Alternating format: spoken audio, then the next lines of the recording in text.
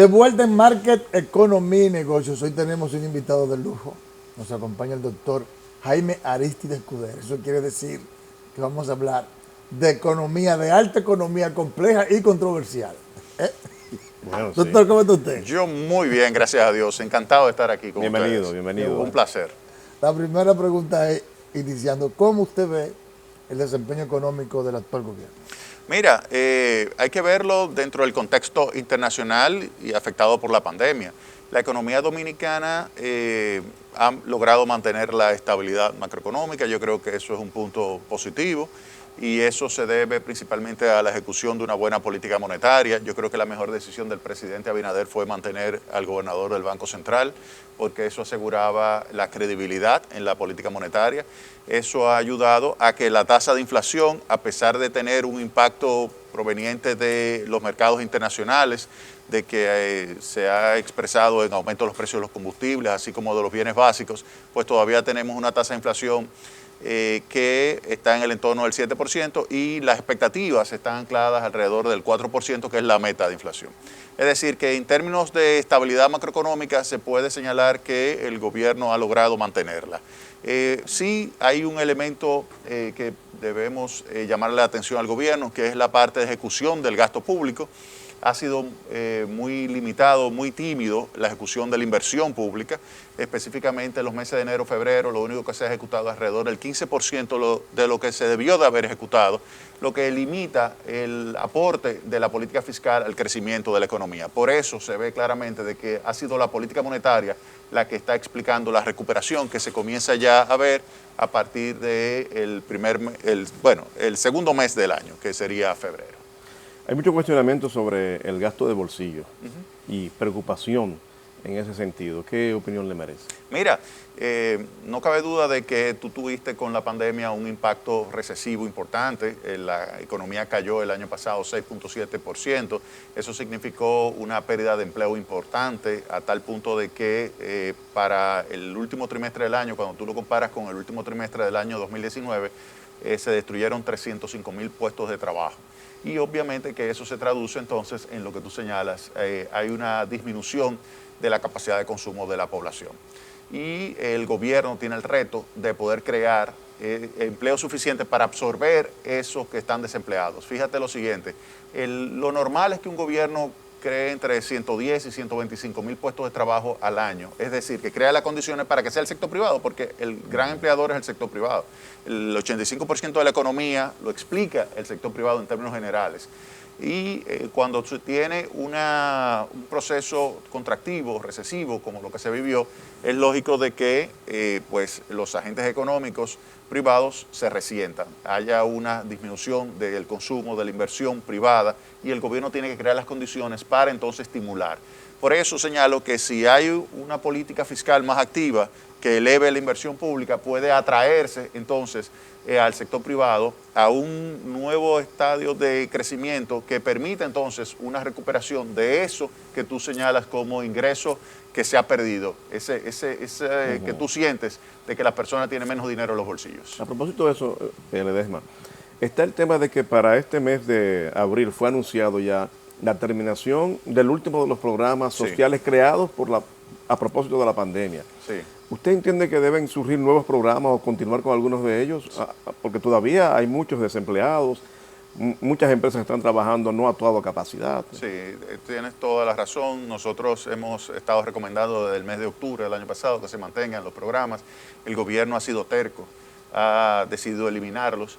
Primero eliminó fase 2, ahora fase 1. Y entonces, cuando tú tienes que ya estás dejando sin apoyo a las empresas y a los empleados, pues pudiera haber entonces un aumento todavía más acentuado del desempleo.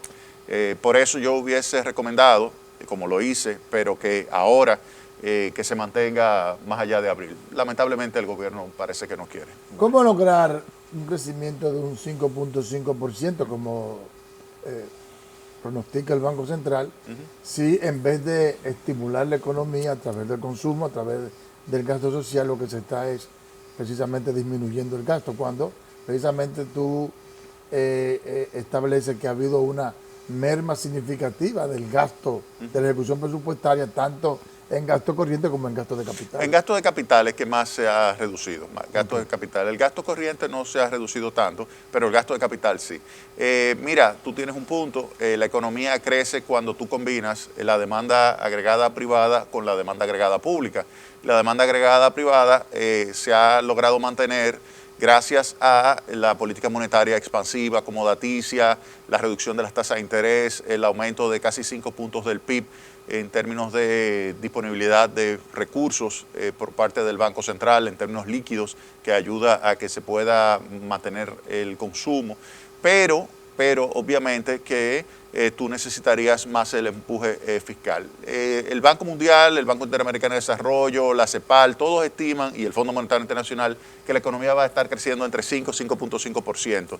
Ese es cerca del potencial. La economía dominicana puede perfectamente crecer más de ahí si tuviese un mayor apoyo.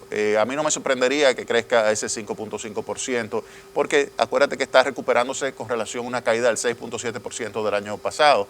La economía dominicana pudiera crecer un 8% si se logra combinar con una buena política fiscal. El problema es que el gobierno está como enchivado, como que no termina de arrancar en materia de política fiscal. Yo no sé si es que tienen inexperiencia en el manejo de la ley 340, que es la de compras y contrataciones públicas. Fíjate que ha prometido mucho, ha dicho, por ejemplo, lo de Pedernales, lo de Montecristi, lo de Manzanillo, de San Pedro de Macorís, lo de las carreteras, ¿y cuál ha comenzado? Están apostando a una reforma a la ley. ¿Cuál? Bueno, pero una ley que yo acabo de ver tiene 101 páginas. Entonces, óyeme, ¿qué reforma es esa? O sea, cuando tú tienes una ley de 101 páginas, tú tienes un problema. Tienes un problema para tú poder ejecutar el gasto público. Entonces, en medio de una recesión, yo lo que le recomendaría al gobierno es que se haga aprobar una ley especial con 5 grandes proyectos de infraestructura, donde esté, por ejemplo, Pedernales o donde esté la carretera del Ámbar, y que tú puedas comenzar rápido la ejecución de esos proyectos. Fíjate que el presidente Biden se hizo aprobar un proyecto de 1.9 millones de dólares de rescate, y ahora se quiere hacer aprobar 2.25 millones de dólares para aumentar la inversión en infraestructura. Eso es lo que hay que hacer para poder echar hacia adelante una economía. No poner que todo el gasto tiene que ser a través de la ley 340, que se sabe que si tú no tienes experiencia manejándola, te va a hacer que, digamos, un retraso entre 6 y 9 meses, por lo menos, para tú ejecutar un proyecto de envergadura. Terrible, terrible. Así es. Aristi, los economistas, cuando todavía la deuda pública no comprometía el 65% del Producto Interno Bruto, estaban alarmados, desesperados.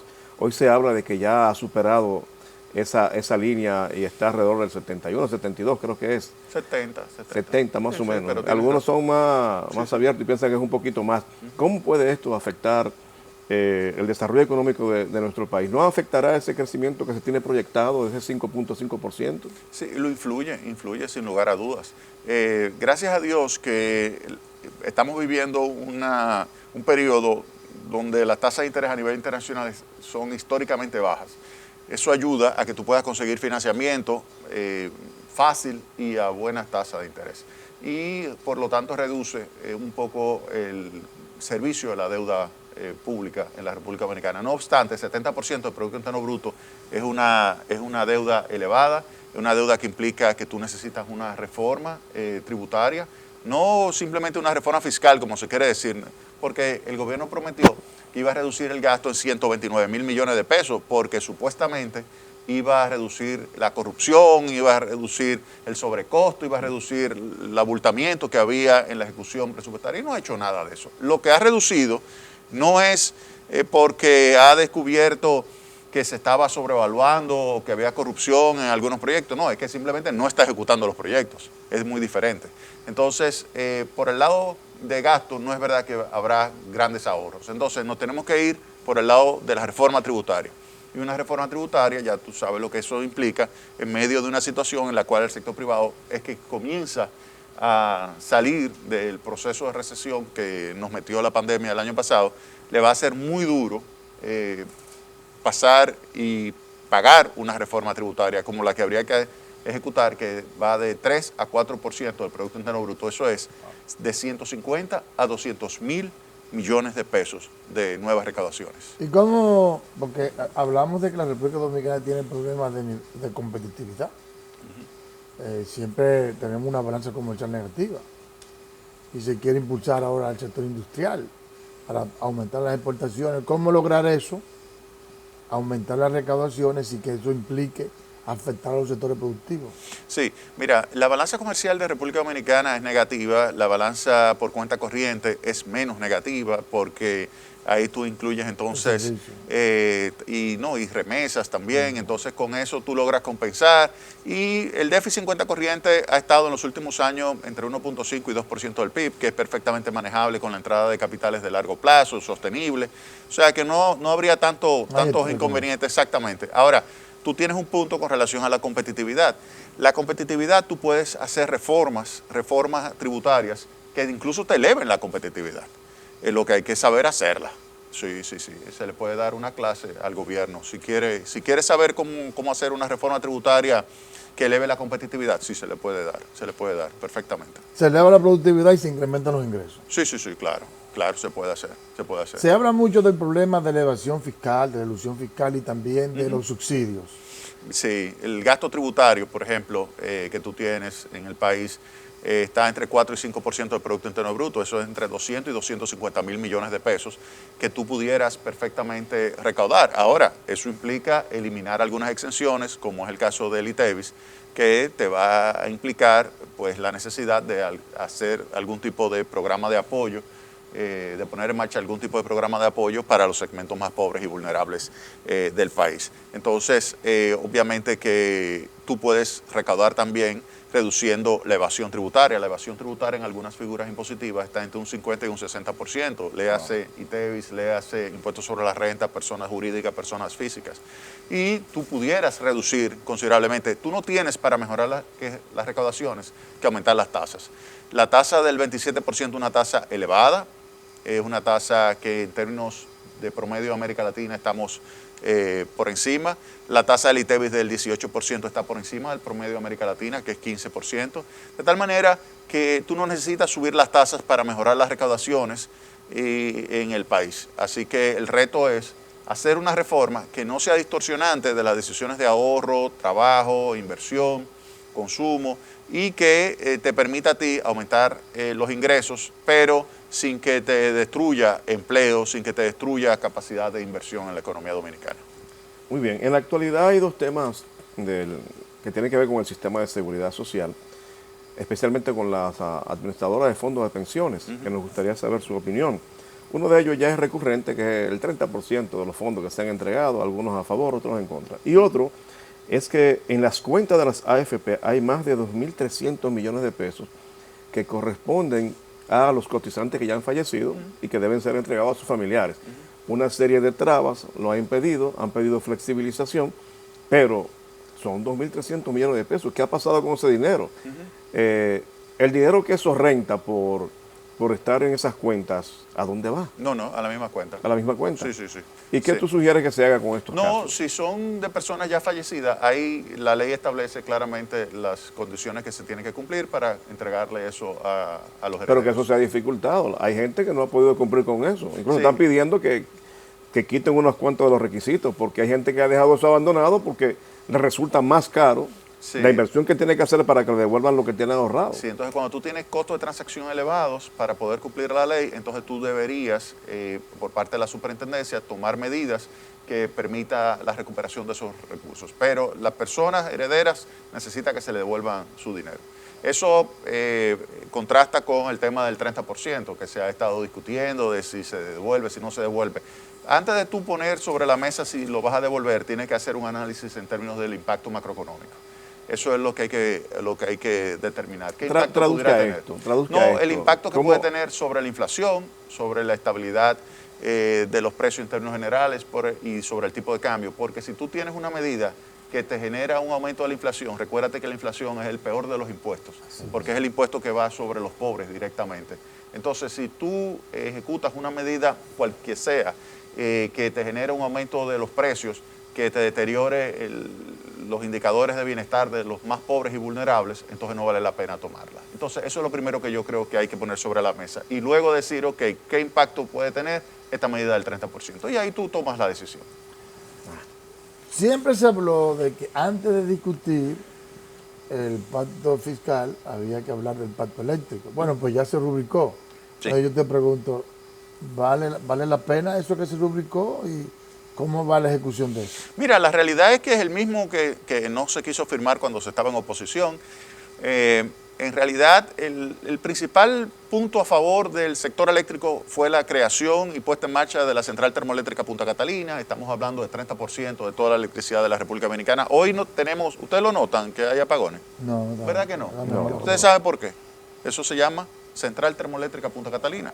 Es el corazón, es la columna vertebral de lo que es el sistema eléctrico nacional. Entre el 30 y el 35% tiene esa capacidad de suplir a los precios. Si coges la lista de méritos para que tú veas dónde está Punta Catalina. Pero está satanizado por parte del ministro de... Sí, porque Serafín. sí. de la Rosa. No, y el ministro El administrador. Canario.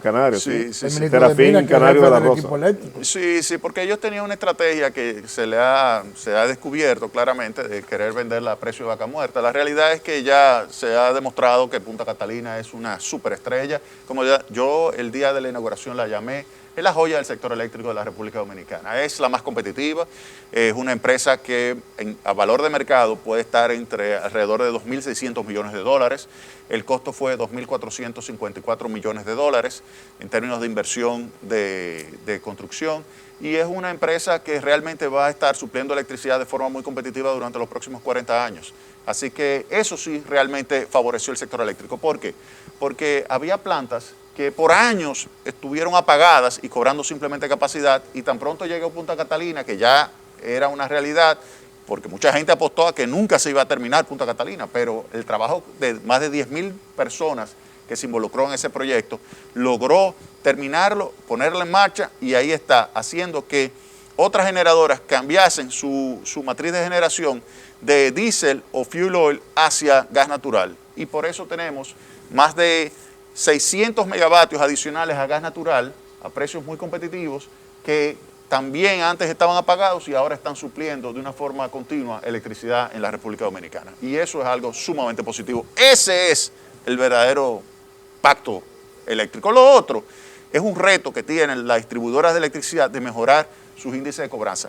Punta Catalina les reduce el costo de adquisición de electricidad en más de 200 millones de dólares al año a las 3 empresas distribuidoras de electricidad. Y genera beneficios Punta Catalina directamente para el Estado, 250 millones de dólares. Es decir, que crea un valor agregado para el Estado dominicano cada año de 450 millones de dólares. Y eso realmente es el mejor aporte que se ha hecho en la historia del sector eléctrico de la República Dominicana.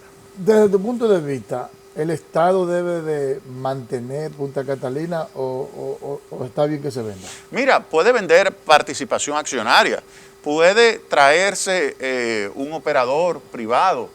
Todo eso es algo positivo. En términos de venta de acciones, óyeme, las grandes empresas, IBM, General Electric, cualquier empresa de esas grandes a nivel mundial, Toyota, vende acciones y está bajo el manejo de un consejo de administración. Asimismo, tú pudieras tener un consejo de administración que sea quien opere Punta Catalina en términos administrativos.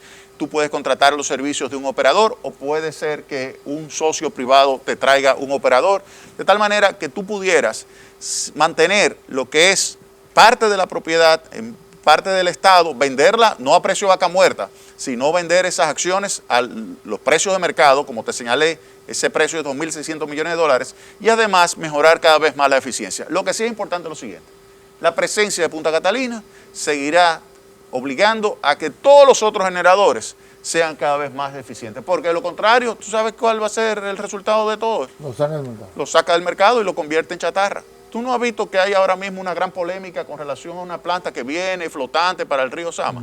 Eso es simplemente porque ya cada vez hay menos mercado. Si hubiese mucho mercado, ¿hubiese habido pleito entre el sector privado? No, no hay ningún pleito. Pleito lo hay porque Punta Catalina ha empujado a las empresas a la cola. Está creando una competencia. Exactamente. O se hacen más eficientes o salen del mercado, se convierten en chatarra. Eso es la gran bondad de la central termoeléctrica Punta Catalina. Tarde o temprano, óigame bien, tarde o temprano el pueblo dominicano le dará un reconocimiento a Danilo Medina por haber construido la central termoeléctrica Punta Catalina. Apúntenlo ahí. Mira, Así como dije en el año 2004 que tarde o temprano el pueblo dominicano le iba a hacer un reconocimiento a Hipólito Mejía por haber salvado el sistema bancario, y se lo hizo en el año 2002. así es. La banca dominicana se lo hizo a Hipólito Mejía. Nos quedan Así es. pocos Pero, minutos. preguntarle, ya para el final, un debate que usted pidió con Canario, ¿en qué está eso? No, Dígame. no fue con Canario, no. ¿No fue con Canario? No, fue con el ministro. Ah, fue el ministro. Sí, claro. ¿Y en qué está eso? No, Dígame? lo estoy esperando todavía. Lo estoy esperando, claro, porque tengo toda la información aquí. Yo estoy con los papeles aquí para demostrarle que todo lo que yo he dicho es la verdad y lo que él ha dicho es mentira. Bueno, Tu primera intervención del programa de hoy, hablaste de que prácticamente la estabilidad macroeconómica se ha mantenido gracias a la buena política monetaria. Es correcto. Sin embargo, Pavel Isa Contreras, viceministro de Economía, Planificación y Desarrollo, hace alrededor de un mes dio una declaración que creó bastante controversia, en el sentido de que él entendía que ya la política monetaria colapsó como estabilizador de la macroeconomía y como catalizador del crecimiento económico. ¿Qué tú piensas en respecto No, a eso? mira, yo no creo eso. Yo creo que la política monetaria tiene un margen de maniobra importante, como tiene todavía en otros países la política monetaria, incluso en países como la República Dominicana, donde no tiene una moneda de reserva, tiene todavía una influencia importante y principalmente el mayor aporte es mantener la estabilidad macroeconómica, porque el sector privado crece cuando hay estabilidad macroeconómica. Tú recuerdas la crisis de 1990, una caída de la actividad económica brutal, 5% cayó el Producto Interno Bruto. La crisis en el año 2003-2004, caída del Producto Interno Bruto por esa crisis financiera. Cuando tú tuviste una crisis a nivel local, siempre tienes caída de la actividad. Por lo tanto, mantener la estabilidad macroeconómica es algo sumamente positivo. Entonces, eso es lo primero. Y con relación, sí, yo debería decir que Pavel tiene razón en que hay que acelerar la política fiscal. Es un mensaje. Él le está mandando un mensaje, no sobre la política monetaria. Esa parte, ahí se la podemos dejar estacionada y decirle, mira, Pavel, no te preocupes con la política monetaria, deja que ellos hagan su trabajo. Concéntrate en convencer al Ministerio de Hacienda de que haga su trabajo y ponga en marcha un paquete de proyectos de infraestructura que reanime la economía dominicana y que entonces, en la medida en que vaya entrando más política fiscal, ya tú puedes comenzar a tener una política monetaria menos expansiva. Pero mientras eso ocurre, óyeme, la política monetaria sigue siendo la punta de lanza para la recuperación económica de la República Tengo que Dominicana. hacer otra pregunta que no se me puede quedar en este programa. Hay que aprovechar a lo que claro sabe. que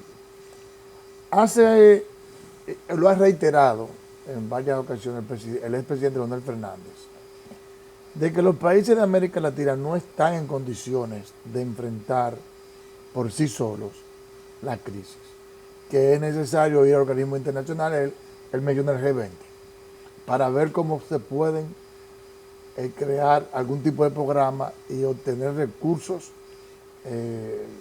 suficientes en condiciones de crédito muy adecuadas para que pueda relanzarse la economía de América Latina. ¿Cómo usted ve esto? Mira, República Dominicana ha recibido más de 7.000 millones de dólares de los mercados internacionales gracias a la política monetaria expansiva de los países desarrollados.